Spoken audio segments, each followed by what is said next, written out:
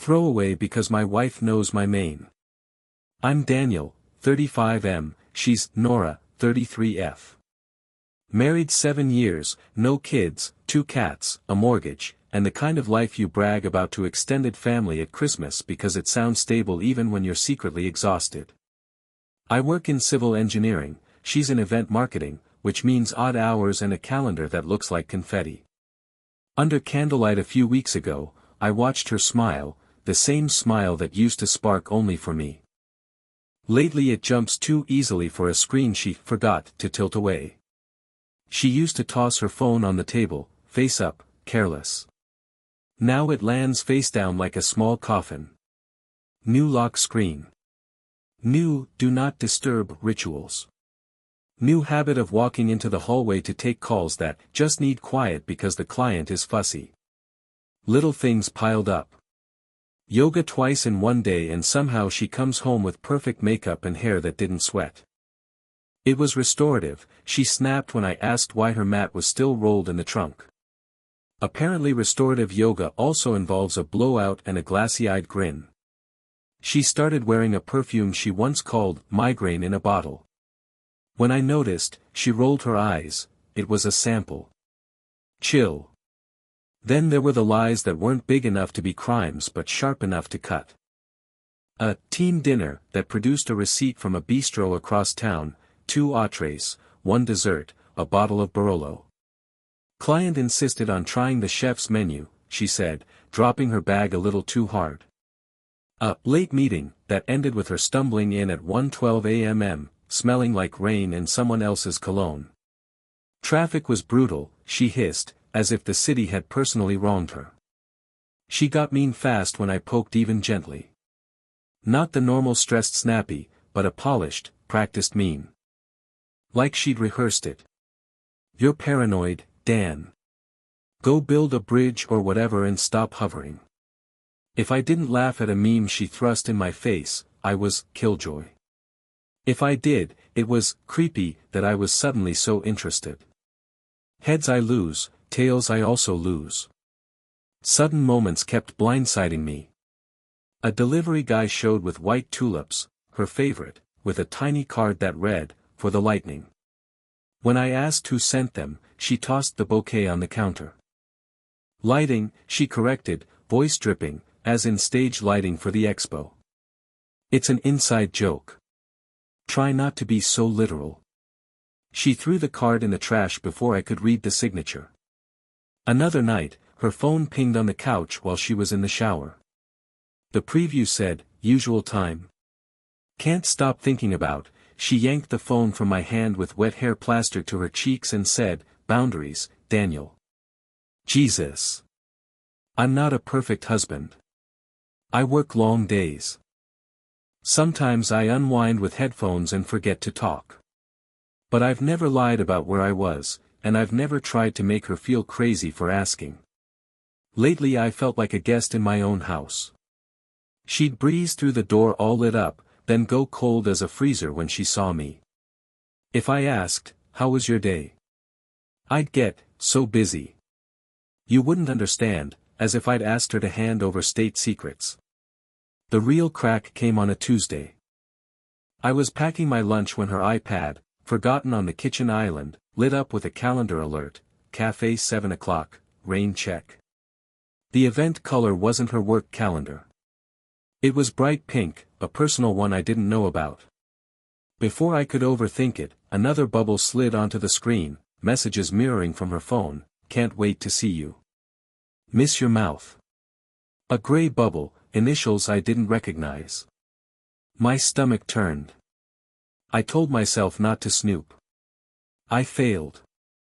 The message thread was mostly hidden behind Face ID prompts, but the previews told their own ugly story. Inside jokes, a photo thumbnail blurred by the lock screen, a rain emoji. My hands shook so hard I almost dropped the tablet. I heard the shower stop. I closed the cover like it had burned me and stared at the candle on our table, the one I'd lit the night before when we ate pasta in quiet. Her smile flickered in my head, bright for someone I couldn't see. That evening, she announced she had book club across town. We don't own a single book by that author she name-dropped, and last time I met the club, it was 3 HR ladies and a cheese platter. Don't wait up, she added, breezy, grabbing her beige trench. It might go late. When I asked which house, she rolled her eyes so hard I thought they'd catch in the back of her skull. Maya's. You met her at my work thing, remember? God, you never listen. I listened then. I listened to my heartbeat slam against my ribs as taillights sprayed red across wet asphalt. I listened to the rain start, slow, then insistent, on the windshield. And for the first time in my careful, reasonable life, I did the thing I swore I'd never do, I followed my wife. I tailed her at a coward's distance, 3 cars back, headlights off at the lights, palms so sweaty the steering wheel felt like a live fish. Rain needled the windshield, then turned to sheets. She didn't drive to Maya's cozy cul-de-sac. She crossed town to a narrow street stitched with old brick and yellow lamps and parked outside a place I'd never noticed before, Café Bolt, a neon lightning strike buzzing over the door like a joke aimed at me. Sudden event number 1, as I parallel parked, a moped skidded through a puddle and baptized me in gutter water the second I stepped out. Perfect, soaked, shivering, invisible. I pulled up my hood and drifted to the window. Through the misted glass I saw her immediately. Not searching, not waiting, arriving. She shrugged off the beige trench like it bored her and there he was, already standing, already smiling like he'd earned her. Mid-30s, artfully scruffy, rolled sleeves, the kind of guy who calls espresso a shot. He handed her white tulips, the same ones that had shown up at our door, and she pressed the bouquet to her nose and laughed, head thrown back. I couldn't hear it, but I felt it. It vibrated in my ribs like a low note. He touched the small of her back to guide her into the booth, and she didn't flinch. She melted. When the server came, he ordered for them, easy, practiced. 2 glasses of red. A cheese board. A shiny little dessert in a jar. They leaned in, hands on the table. Her fingers landed on his like they knew the route, and his thumb drew slow circles over her ring, the ring I bought on a construction salary, counting overtime. I told myself maybe it was a client, some weird industry flirty thing. Sudden event number 2, the server came back with the wine and said, clear as a bell through the door crack when a couple exited, the usual. And Nora said, yes, please. The usual. That phrase slid into my gut like ice water. I lifted my phone. Not to text, not to call, just to anchor myself to a task.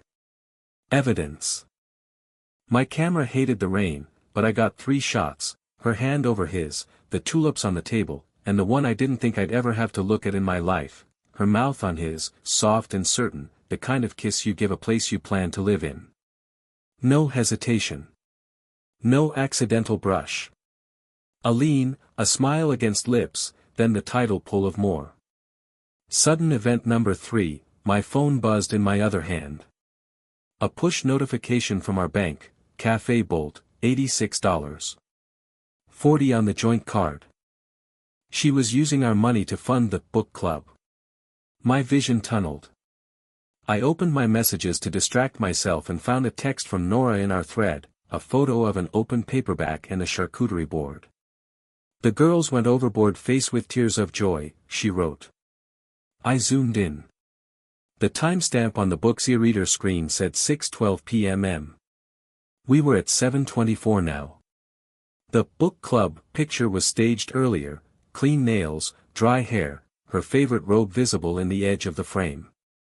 Insurance for later. My wife was running a con on me like she was good at it.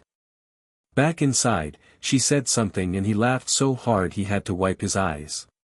He kissed her again, quick this time, like a reflex. The server dropped the bill, and I watched his hand cover it. Then she plucked it back, shook her head, and tapped her card on the reader with that little victorious smile she used to save for winning at Scrabble. Paying for the privilege of lying. With my money. Our money.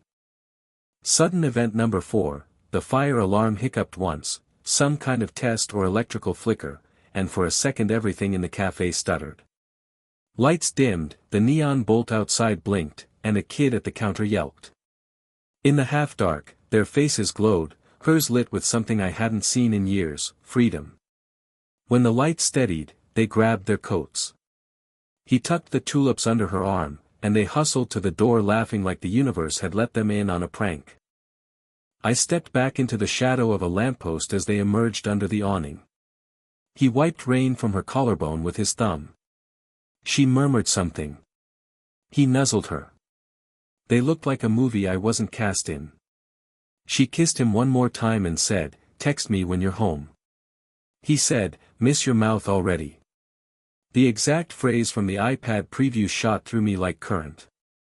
They split, he jogged left, she right. I followed her again, slower this time because my legs felt like borrowed parts. At a red light, sudden event number 5, my coworker's SUV pulled up next to me and he rolled down his window, calling my name. I stared straight ahead like a mannequin, praying he'd take the hint. He did, eventually. When the light turned green, Nora took a side street and I ducked behind a bus to keep her taillights in sight. She reached home at 9:58. I waited 2 blocks away, counting, stupidly hoping she'd text me. She didn't. I went in through the back to avoid the front camera. The house smelled like vanilla and rain and a stranger's cologne that clung to her scarf on the peg by the door. I stood in the kitchen and watched the wax pool at the lip of last night's candle. It flickered like a pulse about to flatline. At 1:12 a.m., the lock clicked. She swept in with the trench half off her shoulder, hair damp at the ends, cheeks flushed from laughter and, apparently, reading. She saw me and did a tiny double take, then recovered with a sigh dramatic enough for stage. "Why are you up?" "I told you it would go late." I looked at her. I thought of the neon bolt and the tulips and the soundless laughter behind glass. I thought of the server saying, "The usual," and the bank alert. I thought of the photo she'd cued hours earlier, salon clean, neat little lie bow-tied for me to unwrap like a fool. She set her bag down, met my eyes, and delivered the line with a saint's patience and a villain's smile. Traffic was terrible. I nodded. Not because I believed her. Because the floor of my life had already given way beneath me, and for a second I needed to pretend there was still a floor. I blew out the candle and watched the room go dark, tasting smoke and copper and the word I hadn't said out loud yet, affair. I didn't sleep. I brewed coffee like it was penance and waited at the table until she padded in at 8:03 a.m., wrapped in my old college hoodie like memory could cosplay innocence. "Morning," she said, voice papery. "You look rough." "Late night gaming?" "Book club," I said. Her eyes clipped to mine, then away. "Right. Maya's. We finished the whole thing. Don't be weird." "I went for a drive," I said. "Traffic was terrible." Her lip curled. "What do you want, Daniel?" "Honesty," I said, and laid my phone on the table. "Not photos yet. Just a prop." "Who's the guy at Café Bolt?" She actually laughed. "Not nervous, mean. Do you hear yourself?" "I was with Maya." "The usual?" I asked. "Tulips. Red wine. A cheese board?" She froze for a blink, then rolled her eyes so hard they could have drawn circles. We stopped in after. It was crowded. Some dude from her office showed up, we all shared a table. Congratulations on turning a Tuesday into a conspiracy. I opened the banking app and set the phone between us. Café Bolt, $86. $40, on the joint card. She waved a hand. I tapped by accident. "I'll Venmo you tenfold, Grandpa." "The staff knew your order." "Because I planned an event there last month." "That's how restaurants work, Daniel. They remember customers. Maybe try going outside." I slid my thumb and brought up the photos. Her hand on his. "The tulips. The kiss that looked like home. I didn't say anything, just let the images sit like broken glass between us. She went still. Then, flip, snap, mask back on. Wow, she said, voice dripping. So you were spying. Do you follow me into bathrooms, too? That's a crime, FYI. It's our neighborhood, I said. I walked by. Right, because you just happened to be outside a random cafe in the rain. She leaned in, smile knife thin. You know what's sad? You think screenshots are truth. Ever heard of context? Or angles? Or people greeting each other? That was not a greeting. Maybe it was a dare. Maybe it was a joke. Maybe it was a client who's gay, actually, and we were celebrating a deal and you're making it gross because you're threatened by anyone who makes more than you. Sudden event number 6, her phone lit up on the counter and read aloud, she'd left announced notifications on, message from Evan Bolt, home safe. Miss your mouth already high voltage. Silence. Even the cat stopped chewing a plant. I stared at her. She stared at the air like the room's oxygen had personally offended her. Then she pounced on the phone, toggled things off, and hissed, that's not what it sounds like. It sounds exactly like what it is. She crossed her arms, chin up. You know what, Daniel? I'm sick of this. You've been boring for years. You come home, you put on noise-canceling headphones, you smell like rebar and municipal policy, and you expect me to applaud because you rinsed a plate. I needed attention. I needed to feel alive. And you're acting like a kiss is murder. A kiss? I said. So there was a kiss. She smirked. If there was, it's because you pushed me there. You hover. You question. You make everything about you. She plucked the phone from my side and hugged it to her chest like a trophy. Also, why are you going through my bank alerts? That's abusive. I didn't go through anything, I said. It pinged me because it's our money. Then unlink it. I'll handle my own. I don't need a chaperone. Sudden event number 7, doorbell. I opened it to find a courier holding a scarf. Her beige trench scarf, neatly bagged, with a note stapled to the outside, found under booth 3. Bolt. The guy grinned, oblivious. Someone must really like that place. Behind me, Nora's voice cracked into a bark. That's from last week. They're just now sending it. Wow, customer service is dead. I placed the scarf on the table beside the photos. She didn't touch it. Who is he? I asked. What's his last name?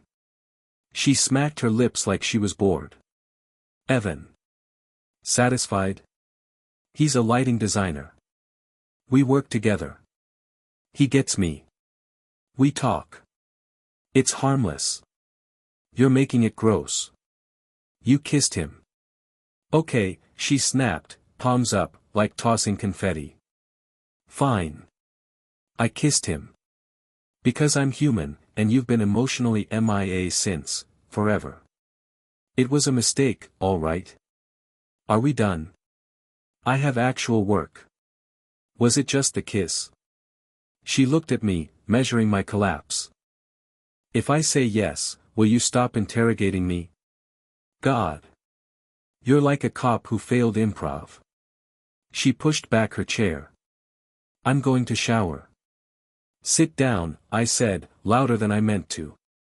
She did, slowly, eyes flaring with that new cruelty. We're going to be clear. If there's any chance in hell for this marriage, I need truth. How long? How far? And I want your phone unlocked and your passwords. Today. She snorted.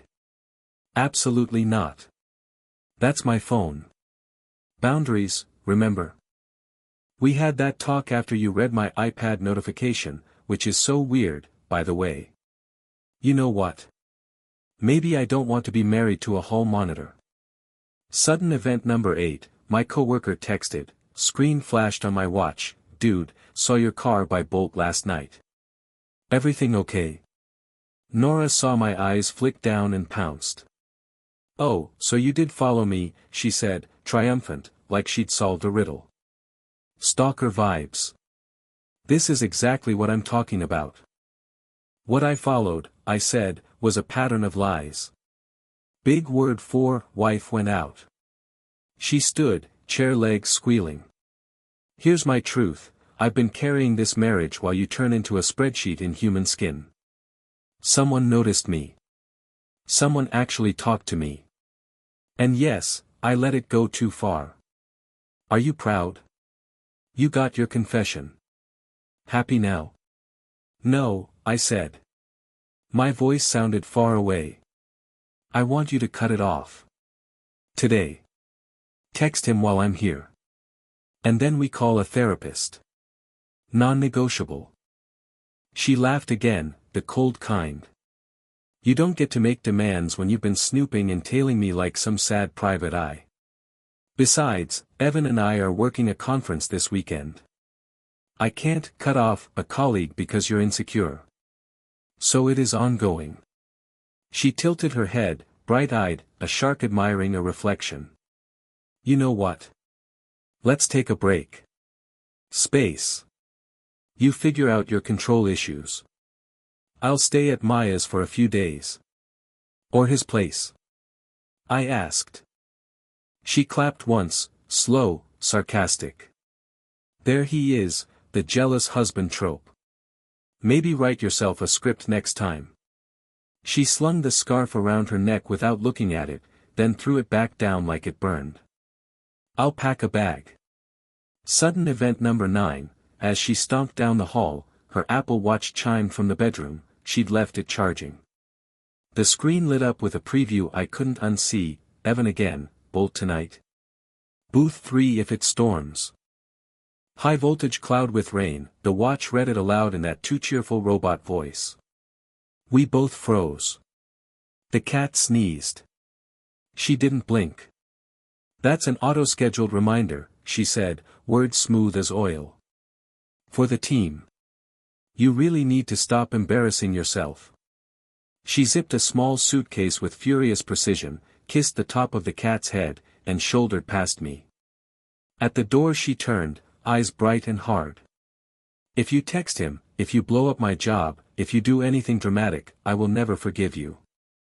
And don't call my mother. She doesn't need to hear your pity party. The door slammed. The candle stub on the table hiccuped in the draft and kept burning, stubborn and small. The door slammed and the house exhaled. For a full minute, I just listened to the refrigerator hum and the rain smack the window and the cat rustle in the tulips she'd abandoned on the counter. My body felt wrong, like my bones had been stacked by a distracted intern. I sat at the table and watched wax puddle at the rim of the burnt-down candle until it cooled and made a gray lip. It looked like a healed wound I didn't have yet. Shock came first. I tried to relabel everything I'd seen with softer words, like the way you rename a file so it stops scaring you. Friendly kiss. Work dinner. Inside joke about lighting. Lightning. I took deep breaths until the breath started taking me. Then the anger arrived on a delay, like thunder. It wasn't loud at first. It was the sound of our joint card pinging my phone at 2:11 a.m. for gas near Bolt, the same station she always hits leaving the cafe. It was a tulip petal stuck to my elbow because the cat knocked the bouquet over and drenched the iPad in sugar water. I should have lunged for the tablet, I saved the flowers instead. Go figure. Sudden event number 10, Instagram found me. My coworker DM'd a story from Café Bolt's page, candlelit boomerangs of wine, the neon strike pulsing in the corner. In the third clip, there we were, they were, softly out of focus behind a rack of croissants. Evan's hand cupped her jaw. The timestamp, 7:19 p.m. Caption, Storm Nights, Sweet Company, High Voltage, my coworker just typed, I'm here if you need me. I typed back, thanks, and stared at the typing bubble until it died. I took a shower so scalding I came out red. I changed the sheets because the bed smelled like her shampoo and I didn't trust my brain not to hallucinate her apology into the pillow. I put my ring on the nightstand, then put it back on, then took it off again like I was checking if a limb still fit. Sudden event number 11, her mother called. She loves me in the way a person loves a dependable electrician. Nora says you're accusing, she began, already choosing sides with words like doilies. I said, I have photos. She said, photos can be misconstrued. I said, there's a message that says, miss your mouth. She sighed like I was embarrassing the family. Daniel, you can be very intense. I thanked her for the character assessment and hung up before she could suggest a gratitude journal. Grief sat down next to me like it paid rent. Not the cinematic kind, nothing smashed, no yelling. Just a heavy, dull, all-body ache that made small things suddenly impossible. Buttering toast. Picking a shirt. I put coffee grounds into the sink instead of the filter and watched them slide down the drain like static. I cried once, abruptly, the way you cough when water goes down wrong. The sound scared me, the cat fled to the bathtub. I wrote a list because that's what the engineering part of my brain does when the rest of me is flailing. Asterisk call therapist, find one who understands infidelity, boundaries, etc. Asterisk separate finances, new account, freeze joint card. Asterisk document, screenshots, dates, the scarf note, courier slip. Asterisk no contact, except logistics. Asterisk ask for keys / change codes later. Asterisk eat something that's not rage. I made 2 calls, one to a therapist a friend swore by, voicemail, my voice cracked on my number, and one to the bank. The bank was efficient. We can split the account and issue a new card today, the rep said, empathy toggled on like a warm lamp. I said yes to everything. Sudden event number 12, the doorbell rang again. Not a courier, my downstairs neighbor, Mrs. Hahn, clutching a plastic-wrapped umbrella that dripped onto her slippers. Your front camera was off last Thursday, she said, frowning. I worry. You know I watch the street. She does, she is the HOA and the HOA is her. I thanked her and pulled up the log after she left. The camera hadn't gone down. It had been manually disabled for 2-hour chunks 3 times in the last month. I knew because the app showed a cheery banner, Nora paused your doorbell. I stared at the cartoon bell with a muzzle over it and felt something in me calcify. Sudden event number 13, text from Nora. Staying at Maya's. Need space. Don't make this uglier than it is. I'll grab the rest of my stuff tomorrow. Please don't contact my work. No apology. No we. Just directives, as if I were the scandal. Anger tried to climb into the driver's seat. It wanted to blast a message to Evan, to Bolt, to every mutual friend. It wanted a public reckoning featuring receipts and the caption, lighting versus lightning. I put my phone face down and let the fury burn clean like alcohol. I didn't drink, I wanted a clear record of every choice I made in the next 24 hours. My dad once told me, in a crisis, you marry daylight. I opened every curtain. Memories ambushed me, disrespectful. Our first apartment, too hot, too small, plants everywhere, takeout on the floor. The way she used to sit on the kitchen counter and swing her legs while I talked about bridges, nodding like my nerdy monologues were poetry. The road trip where we argued about playlists and then sang until our voices cracked. All the times I'd held her through migraines, bad bosses, family drama. The 1,000 tiny kindnesses that make up the scaffolding of a life. And the realization that somewhere along the way, we stopped repairing the scaffolding. We just hung fairy lights on it and called it good. Sadness turned into clarity in tiny clicks, like a ratchet tightening. I do not want to be the husband who begs for basic decency. I do not want to live in a house where my reality is negotiated like a contract with bad terms. I do not want to reconcile with a person who treats truth like a costume. Sudden event number 14, therapist called back. She had a cancellation at 5:30 p.m. I said yes before she finished the sentence. I told her the 10-minute version, café, kiss, lies that don't even flinch, the way the word boundaries has been weaponized in my living room. She said, "You're not crazy." I cried again, less violently. She gave me homework: eat, hydrate, move my body, and write one letter not to send. So I wrote. I told Nora I loved her, past tense and present tense fighting on the page. I told her about the candle, the scarf, the stupid tulips that keep sloughing petals like a snow globe of grief. I told her I'd have fought for us if she'd fought fair. I told her that if lightning is what she wants, unpredictable, thrilling, bright and gone, then I hope she enjoys the weather.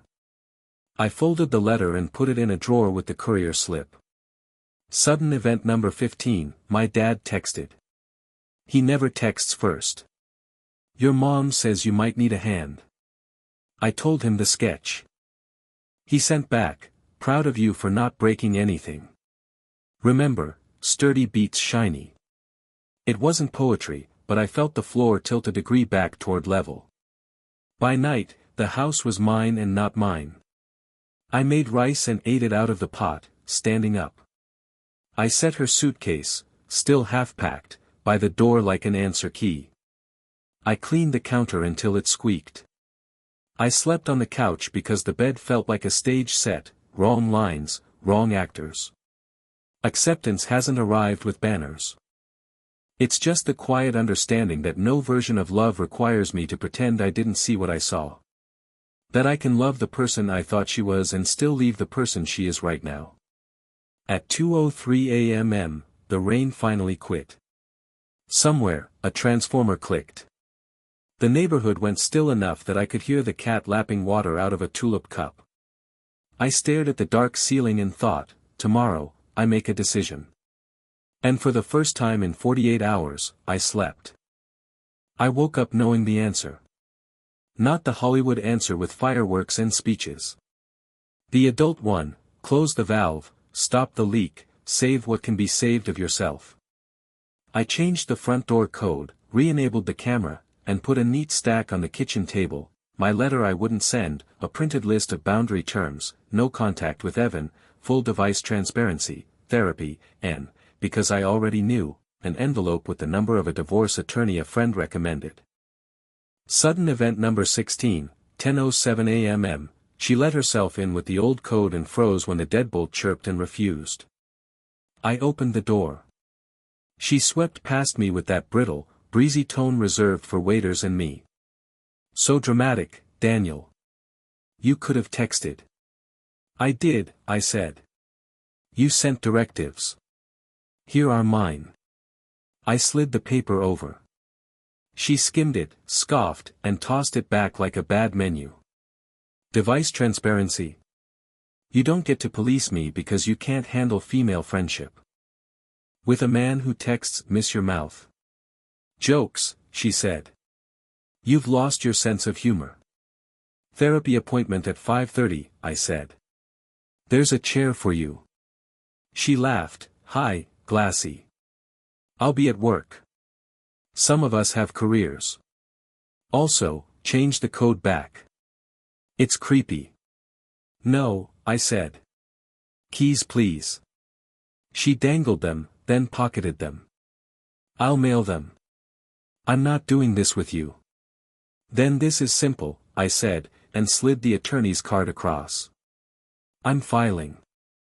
Her face did something I hadn't seen, cracked. Then it hardened.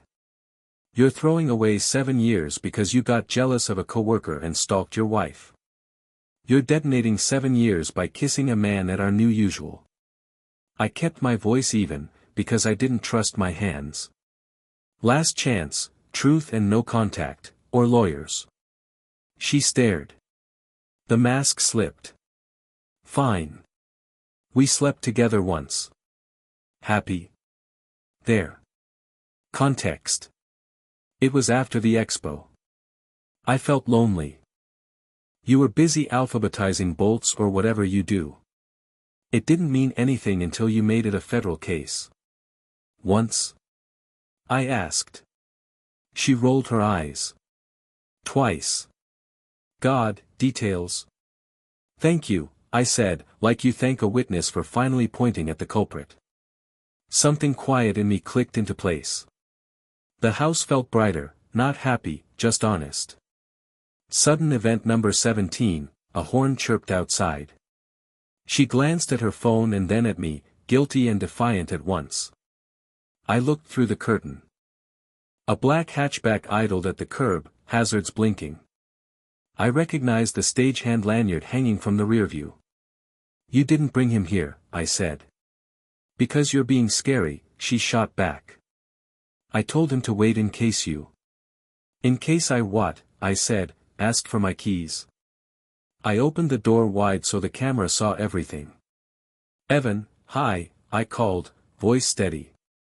He stared straight ahead like a kid caught egging a house. This is private. Please leave. Nora's chin jutted. You don't get to control who picks me up. I don't, I said. I do control my home. I held out my hand. Keys. She slapped them into my palm like it pained her. You're going to regret this, she hissed, less threat than prophecy, more habit than thought. I already do, I said. 7 years worth. She wheeled her suitcase to the door, then paused at the tulips on the counter, now slumped and browning. You're welcome for the flowers, she muttered. At least the house looks alive. I almost laughed. I didn't. Goodbye, Nora. She flinched, at her name, maybe, or the finality. She left. The camera caught the moment she ducked into the hatchback. He touched her shoulder. She pulled away and then leaned in, contradiction in motion. The car rolled off. The house exhaled again, and this time it felt like air I could breathe. I called the attorney. I have documentation, I said, and listed it, photos, messages, bank charges, the scarf courier slip, the doorbell logs. I expected paperwork, I didn't expect the kindness in her voice. We'll move at your pace, she said. My pace, it turned out, was steady medium. I separated accounts, froze the joint card, forwarded the camera alerts to my email, and sent a respectful, short no-contact text to Nora about logistics and attorneys. I didn't call her mother. Sudden event number 18, HR from her company emailed me, she'd reported domestic harassment. The allegation? That I had monitored her movements and controlled finances. I attached a single PDF of receipts and screenshots and wrote 2 sentences, these are joint accounts and shared devices. I have not contacted your employee at work and will not. HR replied, understood. I closed the laptop like it was a wild animal and sat on the floor until my heart slowed. At 5:30, I went to therapy. I told the messy, embarrassing version, the one where I'm proud and petty by turns. The therapist said, you're allowed to have a backbone and a heart at the same time. I left with more homework, grief rituals that don't involve stalking my own past, a plan for telling friends without turning them into jurors, and a promise to bring a lawyer into the room where I used to bring flowers. That night, I boxed her things, the robe, the hair tools, the stack of trade magazines with post-its, a coffee mug that says, on brand. I didn't read the journals. I tucked the letter I'd written into the bottom of my desk and locked it, not because it was dangerous but because I needed some part of me not to be public. By week's end, I filed. No spectacle, no revenge campaign. The only sudden event that mattered then, I woke up on Saturday and didn't check the cafe's Instagram. I ate eggs. I took a long walk past the river I helped keep from flooding. I called my dad and let him talk about drills and cedar boards. I bought fresh flowers for the table, honest daisies, plain and open. Conclusion and advice, because this is r/relationship_advice and not a diary. Asterisk, you are not crazy if something in your gut says the story doesn't add up. Patterns are data. Document quietly. Not to wage war, so you don't gaslight yourself later. Don't negotiate your reality. If someone treats truth like a costume, you will spend your life backstage changing outfits to match their mood. Secure your basics, money, housing, devices, before the big speech. Boredom is not abuse, boundaries are not control. Therapy helps. Go alone if you have to. You need a neutral witness to your life. Don't text the affair partner. It won't give you the closure you think it will. Silence is powerful, and admissible. Eat, sleep, walk. Your brain is a chemistry set in a storm. Do the unglamorous maintenance. What I learned, love is not the candlelit version of someone, it's the person who stays when the lights hiccup. It's mutual, or it rots fast. I loved Nora. I loved the history of us. I do not love the present tense she chose. So I'm choosing a different one. If you're reading this at a misty window of your own, I'm sorry. It hurts in ways that make no sense until they do. But there is ground under the fog. You find it by taking one honest step at a time.